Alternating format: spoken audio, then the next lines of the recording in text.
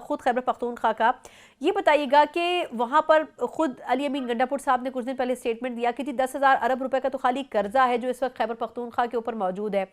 तो मुझे ये बताएं कि एक तो वहाँ मैनेज कैसे होगा, क्योंकि खुद गंडापुर साहब के स्टेटमेंट्स भी काफ़ी हार्श किस्म के आ रहे हैं।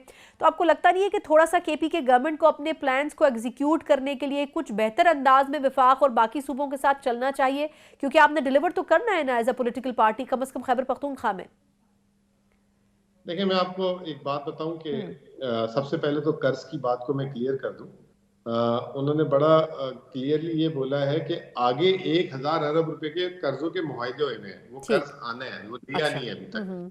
जो आज की तारीख में खैबर पख्तूनख्वा का जो कर्ज है वो है 630 अरब रुपए। 630 अरब रुपए कर्ज है। और ये जो है, अगर आप इसका वफाक से मवाजना करें तो वफाक का है 65,000 अरब रुपए। तो वफाक का 1% भी नहीं है खैबर पख्तूनख्वा का कर्ज। और खैबर पख्तूनख्वा जो है पाकिस्तान की अब फाटा के बाद तकरीबन 20% आबादी है।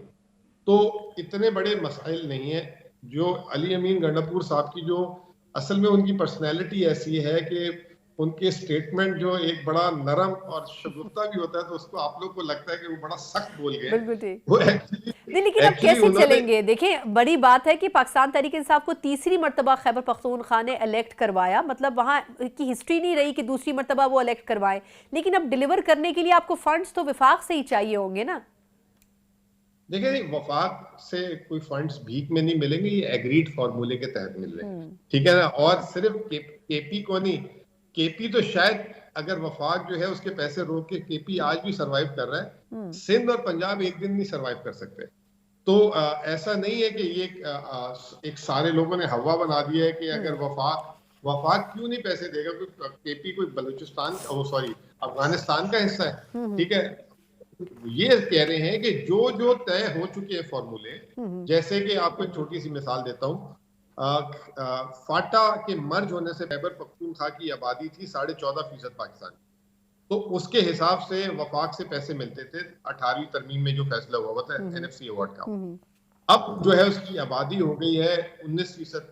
तो आबादी के तनासुब के हिसाब से उसको जब तक पैसे नहीं मिलेंगे तो फिर खैबर पख्तूनख्वा के बजट पे दबाव आएगा, और खैबर पख्तूनख्वा को जो अपनी आवाम पे खर्च करना है वो नहीं कर पाएगी। नंबर 1।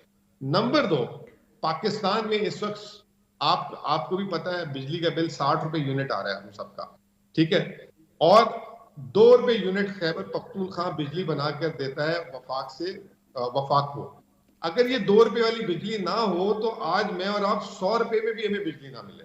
अब जिस सूबे से इतनी सस्ती बिजली मिल रही है और मजीद इतनी दे सकता है बनाकर, और उसको आप 1 रुपए 5 पैसे के हिसाब से रॉयल्टी जो है उसकी आप उसको वक्त नहीं अदा करें, 1 रुपए 5 पैसे। वही बिजली आप जो है कोयले से बना रहे हैं उसमें आप 28 रुपए बैरूनी मुल्क के उन लोगों को दे रहे हैं, लेकिन अपने मुल्क के आप 1 रुपए 5 पैसे नहीं दे रहे। अगर आप ये दें तो कितना फायदा हो जाए और मुल्क की सस्ती बिजली शायद और बनना शुरू हो जाए, लेकिन वो प्रायोरिटीज नहीं है।